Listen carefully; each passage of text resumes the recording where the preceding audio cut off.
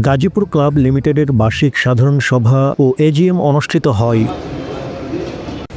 উক্ত অনুষ্ঠানে গাজীপুর ক্লাব লিমিটেডের সভাপতি এম মঞ্জুরুল করিম রনির সভাপতিত্বে ও সাধারণ সম্পাদক ফাকরুল ইসলামের সঞ্চালনায় উপস্থিত ছিলেন গাজীপুর ক্লাব লিমিটেডের সহ সভাপতি মোয়াজ্জেম হোসেন, নাসির আহমেদ ও ক্লাবের অন্যান্য সদস্যসহ বিভিন্ন পর্যায়ের নেতৃবৃন্দ। এ সময় বক্তারা বলেন, দীর্ঘদিন গাজীপুর ক্লাবটি অকার্যকর ছিল।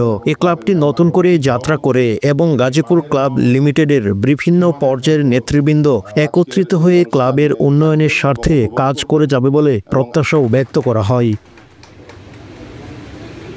ক্লাব হিসেবে পরিচিত হয়েছিল, এটাকে তিনি এইখানে নিয়ে সম্মানিত সভাপতি, সভায় উপস্থিত সম্মানিত দাতা, আজীবন গাজীপুর ক্লাব লিমিটেডের পক্ষ থেকে আন্তরিক ধন্যবাদ শুভেচ্ছা জানাচ্ছি।